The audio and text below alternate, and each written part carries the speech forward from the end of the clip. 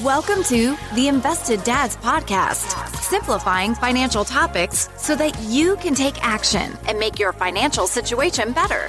Helping you to understand the current world of financial planning and investments, here are your hosts, Josh Robb and Austin Wilson.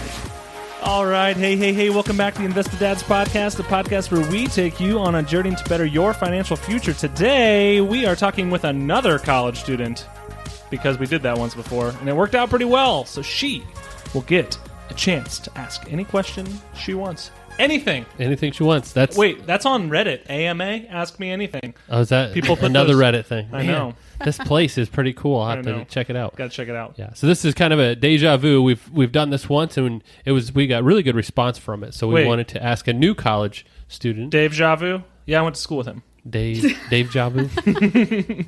So like Ja Rule? Ja Rule. So here we are. Do you know who that is, by the way? No. Oh, okay. Oh, man. No idea. Yeah. So we're These sitting college here. students are so young. We're sitting here with Mackenzie. You want to go full name? Mackenzie Murphy. She's here. Yes. She's present. She's going to here. rock and roll. She is our marketing intern, who is one of the key contributors behind the scenes on getting the Invested Dads podcast out every single Thursday. Yeah. So, welcome to the show. Thank you. We're excited to have you. Thank you. We literally have no clue what your questions are. But we're ready. So, this could go completely on topic or completely off topic. You know, that's what's going to happen. So anyway, to give us just a little couple seconds about who you are, what you're doing in school, and what you're studying. Okay. And your favorite thing about the Invested Dads podcast. Okay. So I'm Mackenzie Murphy. I'm a senior at The Ohio State University. The Ohio State University. The Ohio The State capital. University. Copyright. I am double majoring in marketing and strategic communications. And so I ended up at Hicks & Zerker as their marketing intern. And my favorite thing about the Invested Dads podcast is editing it because I think they're really funny. And there's a lot of bloopers. You hear the things that did not make the cut. Yes. She takes what's a big train wreck and cleans it as much as possible to make it as you can polish close a turd. to, yes. And that's what happens. They did that on Mythbusters, by the way. Really? Yeah, episode. Check it out. Gross. I don't want to check that out, man. So I guess this is really your show. So you came prepared with a lot of questions that we have no idea what you're going to ask. These may or may not be all finance related, so we're prepared for anything. So why don't you start us off? When you get to about the halfway point, we'll do a nice dad joke for you. Okay. She's counting to see how many she's got before the break. In finance I mean, terms, about that's the 18 median. that's the median. About 18 questions in, we'll take a break. 18. Yeah. I don't have 18 questions. Okay, first question. What is your guys' middle names? Good question. So my middle name is William. Okay. Which is named after my grandpa. And so that's where that came from. So I like it. yeah, it's a good name. It's cute, Josh. Yeah, it's cute. Mine is Sure. Allen. Okay. Austin Allen, and I'm a third generation Allen. So my grandpa Yep. was Ronald Allen. My dad is Joel Allen, and I'm Austin Allen. There you go. How do you spell it? Allen. There you go. What about you? Oh, we can flip these. We can flip these that's around right. too. My middle name is Grace. Mackenzie Grace Murphy. There you go. Yes. So I'm going to expect lots of grace for these edits that we're going to be giving you for this episode. No edits. It's going to be perfect. Okay, Yes, that's right. No mess ups One take at all. One take. So my first real question. I feel like when you get to college, everybody says you need to have a budget. How do you make a budget? Nobody ever tells you how. They just tell you have to have one. So that's a great question, and I would agree. A budget is really just tracking and planning your expenses, right? So the first thing you should do is actually, and we were just talking about this the other day with a group of people, is what I call spying on your money. Is you don't change anything, you just watch where it's going naturally. So where am I already spending money? So that's your starting point. Then at the end of that time, if you take it for a couple months, it's good to do it over a little time because some just pop up every once in a while. Some of your expenses aren't all the time. Is once you do that for a couple months, you look at that, and that's going to be your starting point for your budget because you're already, you're going to have some utilities, maybe rent. You'll have, some fixed costs. You're going to have some food costs. So you're going to already see, okay, I'm already spending this amount per month or per pay period or whatever time. So that's going to be a start of your budget. And then from there, you're going to then fine tune it because there may be extra you're spending a spot you want to cut down or you want to add something to it. So first start by saying, where am I automatically spending my money. And then you're going to take that and build that out. So you may say, okay, every month I have $1,000 that comes in from working, and I spend out $700 of that because I have rent and I have food and all the stuff, car payments and gas and everything. Okay, what do I want to do with that extra $300? Or you say I have $1,000 coming in and I'm spending $1,100. That's not good. I'm losing. Yeah, we don't want to be that way. Sometimes, just with everything going on, college is expensive, and you don't make a lot of money in those jobs while you're there usually. You then have to say, where can I cut back? Which things aren't essential? So the easiest thing to do is just look at what you're doing already and then adjusting from there. And so then that's where your goals come in. You say, okay, what goals am I trying to accomplish? So I'll need to put some money aside for those. And what expenses do I see coming? Maybe I know I'm going to need new tires on my car, and that's going to be $400. So I need to start saving for that. So your budget can and will change either monthly or every couple of months. You're going to need to adjust it for whatever's going on. But the easiest way to start with is just say, especially if you use a credit card, we've talked about this past, credit cards are fine if you pay them off. That's a good way to tell your expenses. Just at the end of the month, pull out that statement and say, okay, where did everything go? A lot of times, even on some of the credit card websites, it'll group them by category. Say, you spent this much on food. Right. Great way. That's your start of your budget right there. You kind of know where you're at. Yeah, and I think that when you're in college, you're in that transition period of pretty much high school, and your expenses are relatively low. It's likely. Yep. You're pretty much not taking care of a lot of those things. But the college is that period where you're taking on some of it. You might still be getting help for some of it as well. So that even through college is going to continue and be more your financial burden over time. Yep. And so that pretty much by the time you're done with school, in most instances, you're pretty much financially independent. So that's like 4 years at least, transition from being a dependent to being independent. And like Josh said, that's going to change at least every year. Yeah. And incomes are very irregular, and maybe you're making a lot of money in the summer and not a lot of money during the school year. So the money you made during the summer has to last you through the school year, so you know how much per month you can spend. Really getting the money coming in to match, or ideally even be a couple bucks more than the money going out, right, is where we should be there. And it really comes down to, especially in college, when we talked about budgeting in the past in an episode, and we said the kind of 50, 30, 20 was that frame line. 50% your like fixed expenses, things you have to do. 30% is your, with discretionary spending, and 20 is your savings. That's the ratio.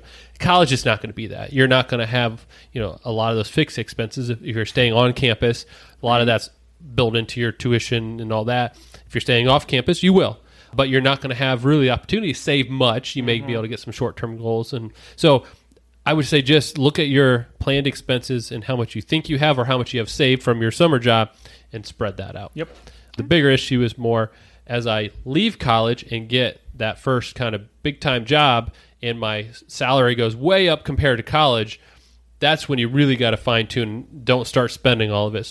That's where you're going to transition and really want to build your budget out from there. Yeah, that saving component, that 20%, is especially hard in college. Yes. So something to work towards. Yeah, I wouldn't make that a priority. That's kind of the goal, is to work towards that for when you get a real job, after school. But I will say an emergency fund in college would be really nice. It would be key. Just in case something pops up and you need some money. So setting a little bit aside to build up, maybe $1,000 or $2,000 just in case would be good.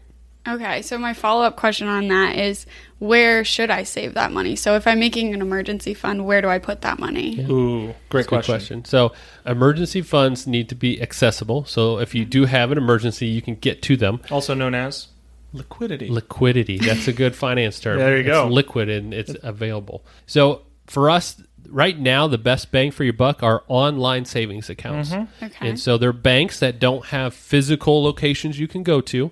So they save money because they don't have that store, that storefront, that building you walk into. They're not paying tellers and people to work there. So you get a higher interest rate. Higher. Yeah. I mean, you're talking a 0.5% right now. You don't get a high interest rate. But that's probably the best spot to park it, because you can link it to a local bank if you have one, a checking account. You can move money back and forth easy. There should be no cost associated. It should be free to open. There should be no fees along the way. FDIC insured. Insured, so if something were to happen to the bank, your money is safe. So, there's a lot out there. Just, if you Google online bank, online savings account, you should find them. Look for a FDIC insured and a bank that you recognize. Okay. Yeah, I mean, I personally use a bank called Marcus, which is a Goldman Sachs branch. Not a recommendation to use that, but I've found it very simple. Yep. And like Josh said, super easy to access. Take money out, add money to, and you get, like Josh said, right now 0.5% is that's great. Yep. It's really bad, but it's great. Yep. And now I've noticed a lot of credit card companies are offering this because they're seeing that. So if you have a credit card, check with them because convenience-wise too, you have already a login. Probably you already have a spot you go. You can see your credit card, then you can see your emergency fund. Right. Same thing. So yeah, wherever's easiest for you. But yeah, that would be a good spot to park an emergency fund. I've never even heard of an online savings account before. Yeah. Okay. So another question I have, one of my friends actually is in, now I can't think of the name of it, but it's like a club where he learns about the stock market. Yeah. Ooh. Like investment club? An investment club. That's not what it's called, though. Oh. They have their own name. I'm sure they have their own investment club. Something. The investment club. Yeah, because that's Ohio State. That's Ohio State. So when should you start investing? So you're supposed to be saving. You should also probably be investing from what I've learned at my month at Hickson's. That's right. When do you start doing that? How do you learn about stocks? All of that. Good question.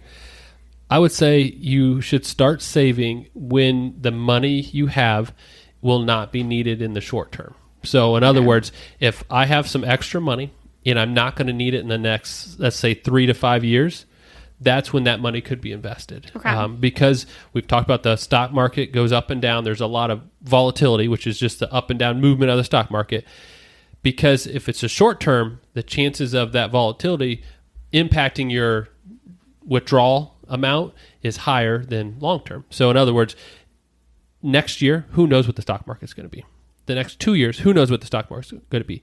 But statistically, if you have 5 years, 10 years, 15 years, the longer you have to invest that money, the less chance that volatility will have an impact on the overall growth. Okay. So the dollar amount is not as relevant anymore because there's a lot of options to invest in now that even with $10 you can open up an account and start investing. It's more the time frame that you have to worry about. Yeah, and something that's very key is, probably to oversimplify the answer is when you can and you feel like you should, you're in a position where you should, earlier is better. Earlier is better. Because as we've, talked about multiple times on this show, the cost of waiting is enormous. And if you can even do something at a young age in your early 20s or whatever, you're going to be miles ahead of most people. And all of that money has 30 or 40 or more years potentially to compound and compound interest. Yep, that's the best. It is my jam.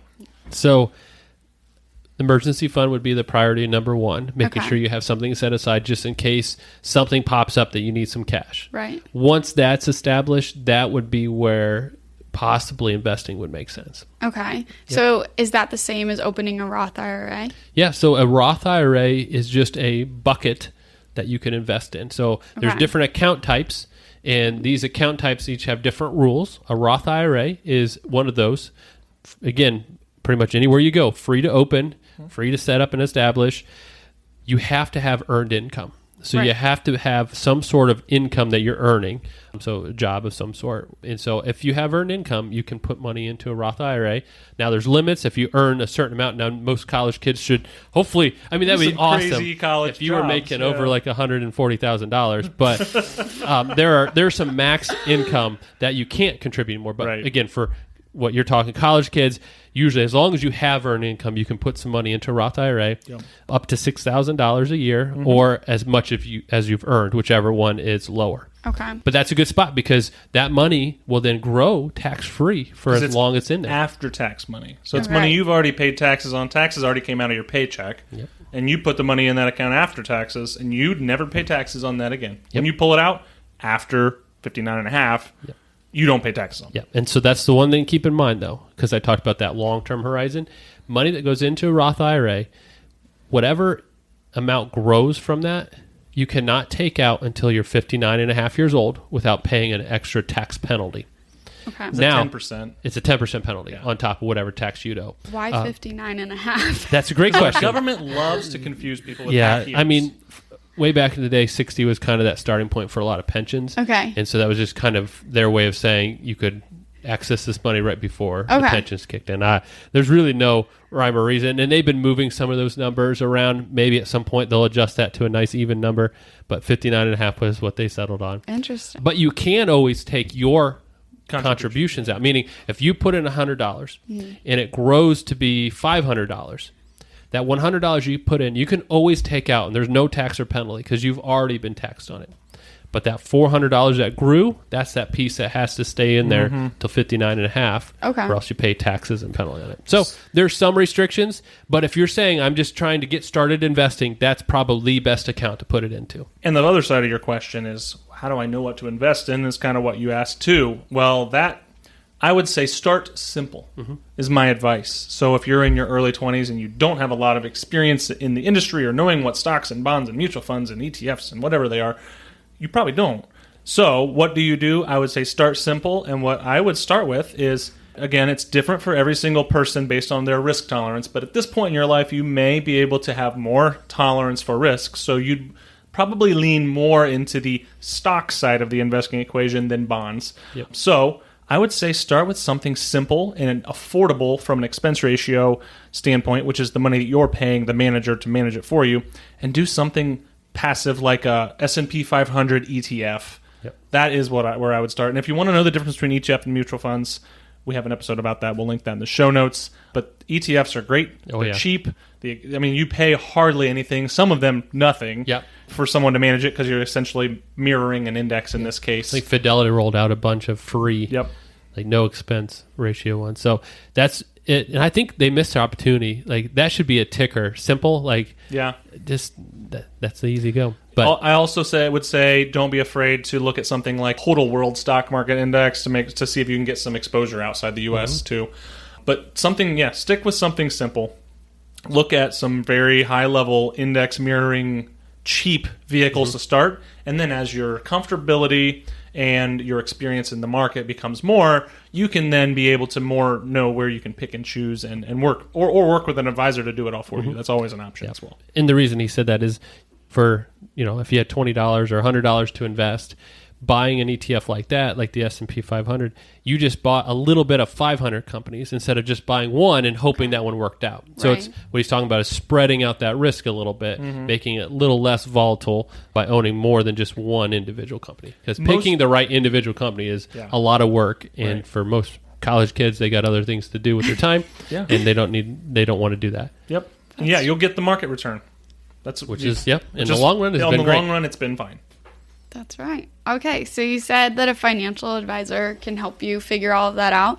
When do you get a financial advisor? When should you start looking at that? And how does that process start? That's a good question. So first of all, I would say this is a great opportunity to talk to your parents too, because your parents may already have one, and you may be able to kind of ride their coattails and go to some meetings and understand how things work with maybe their advisor, or get an idea of the situation first. They may have some contacts. But first of all, a financial advisor is something you pay for, It is someone who is trained and certified to do their job, to provide good, sound financial advice in your best interest. So it's a good thing if you can afford it. I think it's a great thing. I would say it would be not totally super common for someone to be the starting point when they're 20 or whatever in college. But it'd be a great, you might have a better idea than this, but it'd be a great thing if you want to. It's not maybe super common either. Yeah. So, there's a couple options. I would agree with Austin. The first stop would be ask your parents, because most advisors would love to work with the family members of their current clients, help them out. We get in this industry to help people. So that's never an inconvenience if a client of ours calls and says, hey, can I bring one of my kids in? They're interested in investing. That's an exciting meeting. So don't be afraid to ask your parents, hey, is there someone I could talk to that would be able to help me out with this?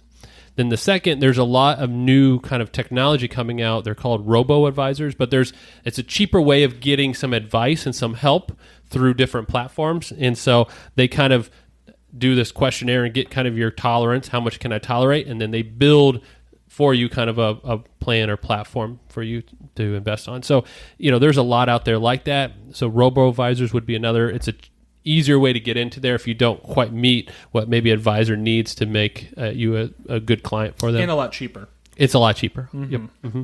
So those are some options. All right. Obviously, this doesn't pertain to like right now in my 20s, but like, do people ever do both? They have a robo-advisor and a financial advisor? Yeah, some people will do that. A lot of times what we'll see is they'll manage some of their own money and have an advisor manage some. So the robo-advisor, the advice there is, it's part of an algorithm. So that it's custom by how you respond, then it puts you in some preset exposure to something.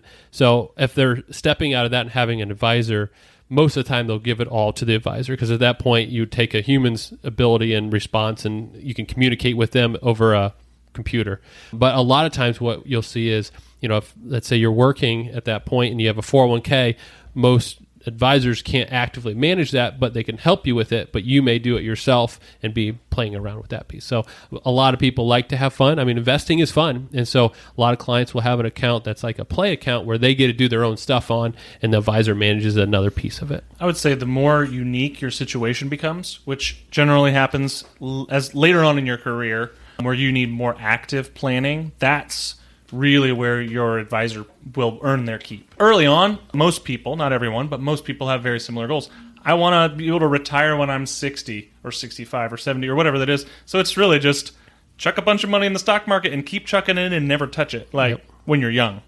Now, as you get closer to retirement, that's where there's a lot of tax situations to talk about. You've got estate planning. You've got actual retirement income to plan for. And that is where it is really helpful to have someone who knows the in-depth your financial situation, as opposed to a computer robot, which is like, oh, yeah, now we're going to trim your stocks down to 60% or whatever. It's pretty much, if you don't have the time, the desire, or the expertise, that's where an advisor would be helpful to you. Makes sense. This is kind of circling back because we just touched on Roth IRAs a little bit, but should I max out my Roth IRA every year, or what do you think? So there's it's like the waterfall. Yeah. We love it. Yeah. So really kind of if you're in college and you have the ability to save long-term, a Roth IRA, like we said, is a great spot. The only other thing above that would be if you have a retirement plan with wherever you're working and they offer a match, meaning the company's putting some money in. You want to at least put in that amount to get that full match, because that's free money that they're offering you, but you have to participate to get it. Right. Once you're getting that match, again, it's unique to each person's situation, but most likely the Roth IRA is the spot you'd want to go and max that out before you invest anywhere else. Unless you have shorter term goals, like a down payment, a house, things like that, that's where you'd want it to be in an account that's taxed, not that tax-free Roth. Because a taxed account, which is an individual account or a taxable account, brokerage account, there's a lot of names for it, but that account has no restrictions on it. There's no penalties or anything like that. So you can put money in and pull it out at any point in time. So short-term goals, that's where that would be used for. Even long-term goals. Even your high-interest savings account online, that's what that will technically be. Yeah, as well. technically it's an individual taxable account. Exactly. Yeah, it's the waterfall that we like to talk about is, obviously, if you have a job where you can get free money in some sort of match, that's the no-brainer. Do it to get to your match. Then, before you go any more on that, max out that Roth. Then, if you still have money to invest after that, good for you. Yep. Go ahead and work on your 401k until the max of that. After that is level 3. And then after that, you're pretty much in taxable world. Yep. Okay. Yep. Learning a lot today. That's what we're trying to do here. I really am. So you're talking about a match. One of my questions was, what benefits should I look for in my new job? Is a match considered a benefit even? Oh, yeah. Oh, yeah. Okay. Yeah. It's a great, you look at your total package is what I would start with. There's more than just the, retirement savings side of things, but that's a huge chunk of it. There's also the healthcare side of things. So you need to understand, those are, I would say, the two main ones. There's littler pieces as well. But the main, look at your retirement offering at your new employer and see whether that be a 401k. It's unlikely it's a pension at this time, but maybe it is. Who knows? But see what you have to put in to get your company to give you some sort of percentage match on your 401k money. See if they have a Roth 401k option. That is a bonus as well, which is a great vehicle that you can use. On the retirement side of thing, I'd start there. And then health insurance is a huge thing. Look at your health insurance. The one that the company's offering. Does it have great coverage? Is it affordable? Does it meet all your needs? What does it look like to add dependents down the road? All these sort of things. And then there's other things such as disability insurance and name a couple more.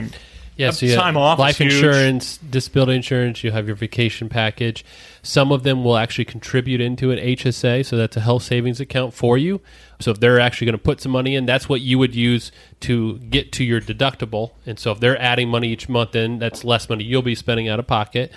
Some of the other benefits are there discounts or things you can get because you work there? And so, even down to like cell phone companies sometimes offer a discount if you work at certain employers. Mm-hmm. And then in the future, I'm thinking like if you're a teacher, STRS, which is their retirement system, actually gives you discounts or they pay for certain benefits in retirement. And so see what the full package is and compare. Don't just look at the salary, because sometimes the higher salary offer, they're offering higher salary because they know their benefits aren't as competitive. So look at the whole package together. And another thing that's becoming more of a discussion in terms of benefits now is flexibility in terms of working conditions. Whether you can work hours, location, working from home, traveling, those look a lot different now in 2021 than they did pre-COVID. Yeah. So there's a lot of companies that have a lot of flexibility in their jobs. So that is part of the package as well. Travel, is there travel involved? Mm-hmm. Do I use my own car? Is there a company car? Do I get reimbursed? All that fun stuff. So, depending on what industry you're getting into, there may be some unique pieces to those. Am I part of a union? Are these things negotiated for me, or do I negotiate it myself? All those fun stuff. Mm-hmm. All right. Are you guys ready for the dad joke of the week? I can't wait. I was born ready. Especially because I told you where to get it. Go to Reddit for all your dad jokes of the week. That's right. Okay. Where do bad rainbows go? Where do bad rainbows go? I don't know. Have you heard this one? No. Okay, I'm excited. good. I was nervous that I was going to pick one you've already done. No. A prism. It's a light sentence. Light sense.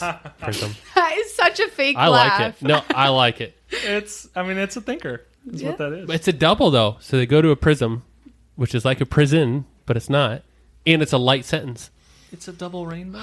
That's what I thought love you were it. going with that. No, it's a double joke. I love it. Double rainbow? Double rainbow. Do you know what we're talking about? Yeah, it wasn't a Vine. Oh, it was probably what it was. Vine YouTube. I don't know. Back when you were in elementary school.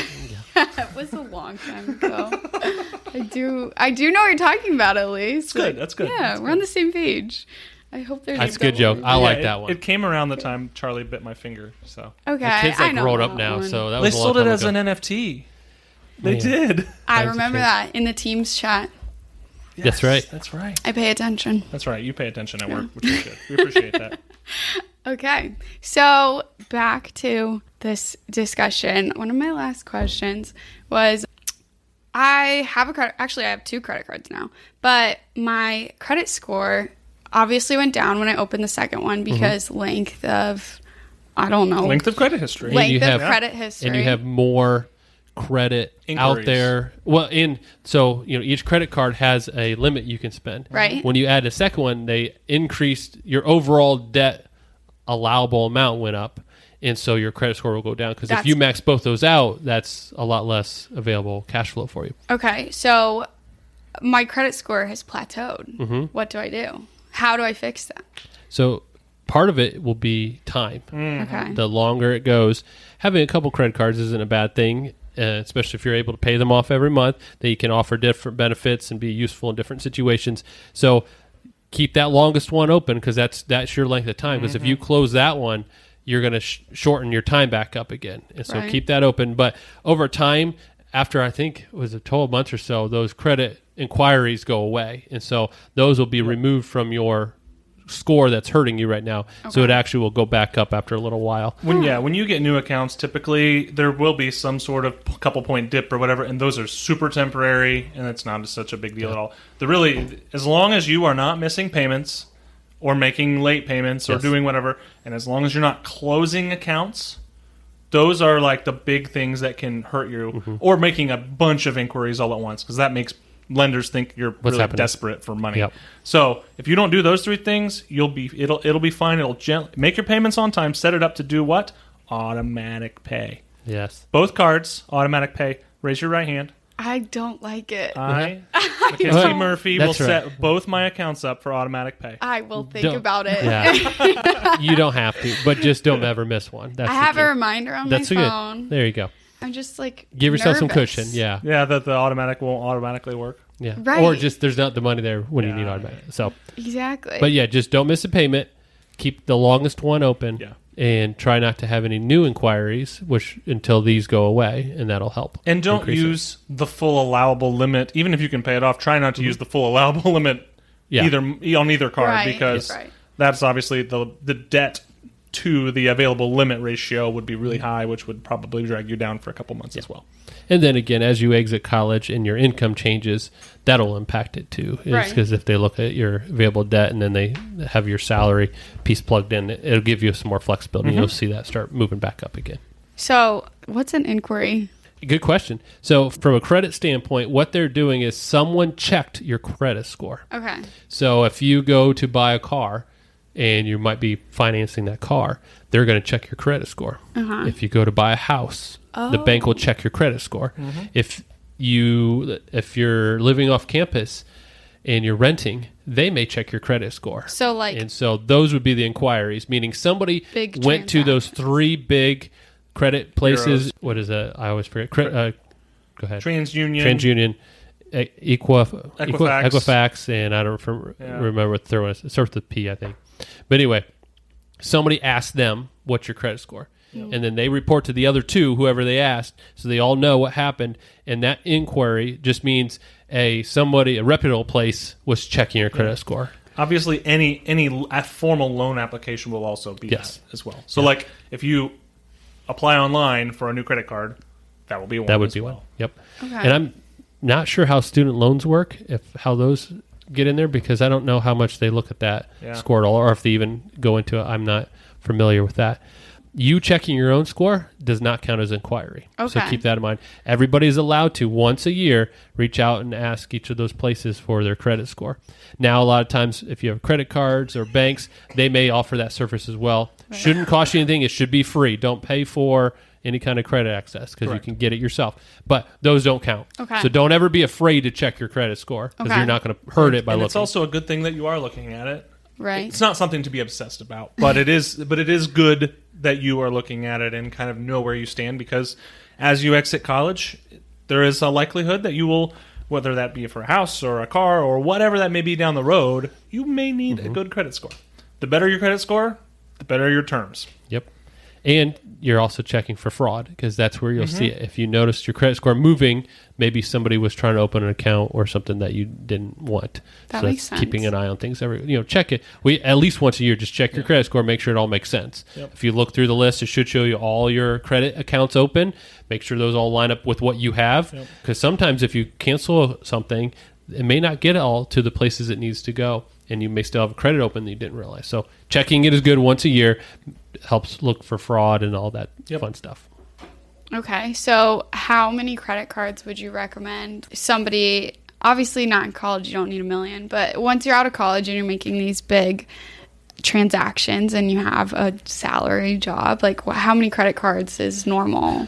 It depends. Yeah. That's what we would say. And we actually, I think, had a whole episode about credit cards, and we've both gone back and forth a couple different approaches throughout our adult lives. Personally speaking, I've done everything from 100% debit for a long time, so I was only paying no credit cards. I was paying with my checking account essentially for everything. That's one way to do it, and it's fine. Some people like that.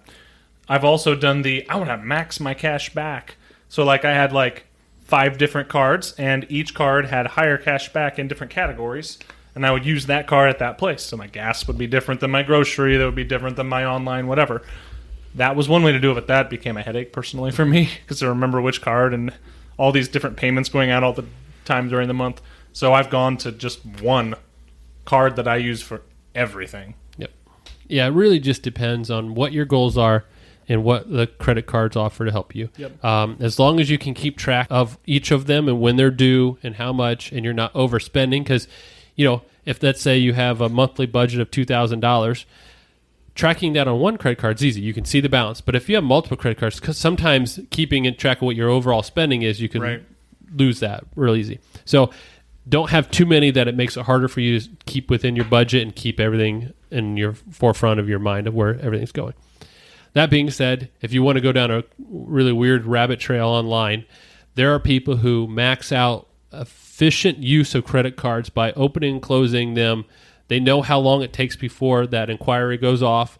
they'll open accounts, get all the bonuses, wait until that time frame's up, close that account, move to a new one. Wow. And there's constantly rolling credit cards. Check it out. It's crazy. Don't suggest you do that. It sounds like a lot of work. It's like a full-time job That's that these people do. But I bet they do great at it. Oh, and when they do it right, they get like free trips, like because their airline doesn't cost anything, like all these crazy things. But I mean, if you mess that up, you're going to be in a lot of trouble. Right. You're doing there's a lot of moving parts to that. So all that to say is the number of credit cards is not as important as can I track my spending? Can I efficiently manage my budget with what I have? So you may have a couple that have different purposes. Yep. You may have one. You may have zero because it just is hard for you to comprehend paying later by putting it on a card. It really just depends on where you're at. Great answer. Makes sense. Okay, last question. Oh boy, I'm ready. You got a doozy for us? Maybe. We'll see. So I just finished editing the Monetary Moments, the last episode in the series. So you're 70s plus. Yeah. And you're talking about how you have to tell people not to feel guilty about spending their money that they've saved in retirement. How do you not feel guilty about spending money that you aren't saving, that you're just spending? Question. Yeah. Like when you're young? So like you feel bad now about it, right? Well, that's just it. So the dollar truth of it is that if you could spend zero, on paper you should spend zero. Yeah. But the truth of the matter is that you also throughout your life have to live. And my wife and I talk about this all the time because on paper, of course, saving money is always better on paper. Yep. But you also have to have a balance of a great quality of life.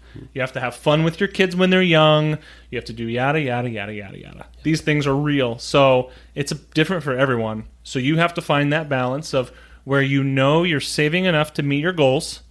So that's where it would work really well to have an advisor to tell you what those goals should be, like how to get to your goals. But to also say, I have this money left over and I don't need to invest it this month. I can go take a trip. That is a very acceptable way to look at it. So as long as you're on track to meet your goals, it's okay to live. Yeah. It comes down to moderation. You're balancing your life out, right? And so the future is not guaranteed. We don't know how long we're going to live. We don't know if we'll ever get to a point to enjoy that money we're saving. Right. And so you have to balance between being prudent and saving for future needs, like retirement, and also enjoying your current situation. They're only going to be in college once. Well, I mean, you could go back, whatever. But your 20s, you're only going to be in your 20s once, right? Correct. And, less attachments, less obligations. You have the ability to enjoy things.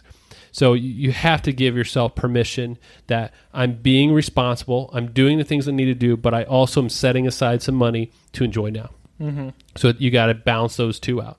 The other side is, you hear more about people talking about protecting from overspending, right? I don't want to spend too much. Well, you can oversave because you can get to the point where your habits are so much saving that you miss out on those opportunities that you'll never have again. And so it really comes down to is having a plan and saying, okay, part of my plan involves enjoying things now. Right. And so, you can live a life where you're a great saver and be miserable. And that's not a good life. Sounds terrible. It's not. Yeah, it's not a good life. But you can also be a other and be a great spender, and you're going to be miserable because you didn't set the things aside and something's going to happen. Right. All right. And so you got to find that balance between the two. And you have to give yourself permission to enjoy it. And it really just comes to your mindset is people are just predispositioned to either be a spender or a saver. And you have to go from that starting point and just make sure you're leaning enough towards the other side, whichever one that is, that you're at least enabling that you don't miss out on something. Mm-hmm. So if you tend to be a spender, you need to make sure you're setting aside some money for the future because you're going to take care of yourself now because that's where your starting point. If you're a saver, you need to lean towards making sure you leave some money now to enjoy because you could miss out and always be looking for that, well, I need it for this, I need it for that. Well, by the time you get there, you've missed out on all these opportunities of enjoyment, making memories, friends, all that stuff. So it's a balance. This is where you hear those stories about the FIRE people. Mm-hmm. I'm like... Wait, what's FIRE? Well, I know the last two are retire early. Financially independent. Okay, I just read this the other day. Yeah, financially independent, retire early. FIRE. I thought you were talking about firefighters. No, yeah, those firefighters, they're crazy. Wow. No, so what these people do is it's an acronym. They usually start right out of college being extremely cautious about their spending, like minimalistic, live as cheaply as possible to what I would say would be uncomfortable. Yeah. And in then, a sense, they try to save around half of their salary. More. So 50% savings. Yeah. So if they make $50,000, their goal is to save like $25,000 a year and live on the other half. Okay. So it's aggressive saving, and their goal is to retire in their 30s or 40s. And a lot of people do it, but what I've never really been able to get my mind around is the not being able to do X, Y, Z up to that point, because they make big sacrifices to go there. So I think that's where it comes back to moderation. I think there's a little bit more moderation than that. Yeah, Not that that's a bad thing. It works out for some people. It works for some, but it's a mindset from 20 to 40. I'm going 110%, working multiple jobs, saving every penny I can, and then I'm going to enjoy my life at 40. Well, some of those people hurt themselves physically by working that hard. At 40, it's just surviving. Yeah. But again, moderation is, in my opinion, the better way of going. Absolutely. Yeah, and those firefighters, you got to watch out for. Got to watch out for what is he talking about right now? Mackenzie, any closing thoughts or questions? No. You have a captive Invested Dads audience. Yeah. What's your favorite number? 7. Why? That was my number in high school football. Okay. Yeah. What's your favorite number? Yeah, that might be it. 59.5. Really? No, I don't know if I have a favorite number. I feel like 59.5 is a good one. I'm going to stick with that one. I was going to say, if you got a race car, it would have 59. 59.5. That was what it would be. Yep. I got a question for you. Okay. All right. What is one thing that you hope that you can teach other people? So you've been doing this for a little bit. Have you heard something you're like, ooh, my friends need to know this? Is there something in there that's stuck? And it can't be a dad joke. I think that a little bit. I've been here for like a month-ish. But I would say that the one thing that I've taken away from this, just like generally, is like be invested in your finances at a young age. Like thank goodness my parents like helped me open a Roth IRA. Like I got my foot in the door, and I have an internship at a financial management firm. So like that kind of helps. But just to like keep track of what you're doing and what you are spending and what you're saving, because it'll set you up for success in the long run. We didn't even prompt her. Look at that. That was a good answer. That was off the cuff. Yeah. It's pretty good. I'm not going to lie. Great job. That was a great answer. Thank you. Mackenzie, thank you for being here. Thank you for having some great questions. We hope that we can continue these question series and kind of get more people to ask questions over time. But hopefully you enjoyed it. 2 reminders today. It is not too late to enter our second half stock draft competition. If you join now, you might be ahead of some people. You will be ahead of me for sure. I'm in last place. But it's not too late all the way through the end of the year, so I would say give it a shot. All the details are on our social media or our website of how you can join that. So it's not too late all the way through the end of the year. Check it out. And as always, check out our free gift to you. It is a brief list of 8 principles of timeless investing. These are overarching investment themes meant to keep you on track to meet your long-term goals. We may talk about some of the things we talked about today in there. So check that out. It's free on our website. Josh, how can people help us grow this podcast? Yeah, make sure you subscribe. That way every Thursday you get our most recent episode downloaded directly to your listening device. Leave us a review on Apple Podcasts. If you have any questions or want any follow-up to the questions asked today, shoot us an email. Send them to Mackenzie Murphy. Yes. No, shoot us an email at hello@theinvesteddads. She'll see it. That's right. And she will let us know. But we would love to answer any of those questions. And make sure you share this episode with those college people that you know or any other friends or family that these questions would be helpful for. All right. Well, until next Thursday, have a great week. All right. Talk to you later. Bye. Bye. Thank you for listening to the Invested Dads podcast. This episode has ended, but your journey towards a better financial future doesn't have to. Head over to theinvesteddads.com to access all the links and resources mentioned in today's show. If you enjoyed this episode and we had a positive impact on your life, leave us a review, click subscribe, and don't miss the next episode.